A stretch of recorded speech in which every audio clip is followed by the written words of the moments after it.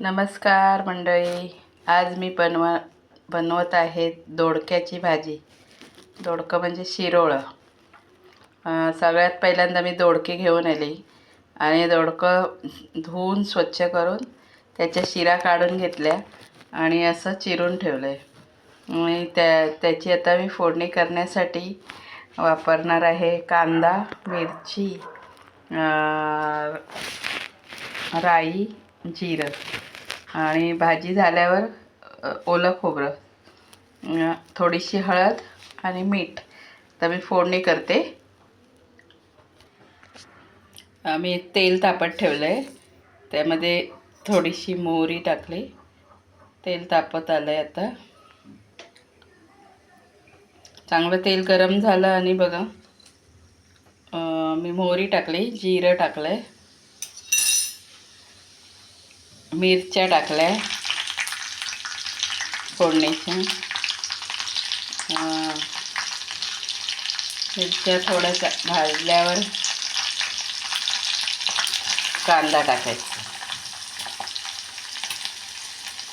कांदा टाकला. आता थोडं मी कांद्याला चांगला भाजून घेते. हे बघा, कांदा, मिरची, राई, जिरं भाजलं येतं. थोडं अजून भाजू दे. कांदा, मिरची, राई, जिऱ्याच्या फोडणीमध्ये मी चिरलेलं दोडकं टाकलं आणि हळद टाकली. आणि आता थोडं मीठ टाकते, भाजीच्या चवीनुसार लागेल एवढंच.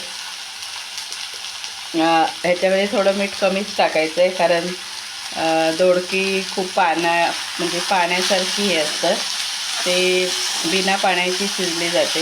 एकदम कमी होते, मऊ होतात पटकन, मग भाजी खूप कमी होते त्याची. तर मीठ थोडं कमीच टाकायचं आहे, कारण ही पूर्ण पाणी त्याच्यातलं आटलं गेलं की दोडकी एकदम मऊ होतात म्हणून. आणि ही भाजी शिजल्यावर वरून ओलं खोबरं किसलेलं आहे ते टाकणार आहे. हे बघा, हे लगेच अशी पूर्ण मऊ झाली आहे भाजी. आणि थोडा वेळ त्याच्यावर झाकण ठेवते, म्हणजे मस्त शिजून येईल.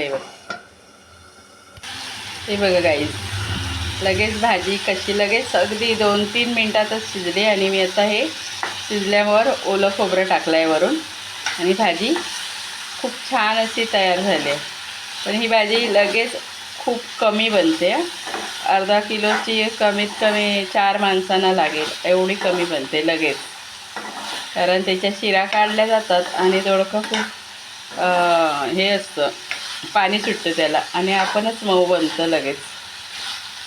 हे बघा, भाजी तयार खाण्यासाठी.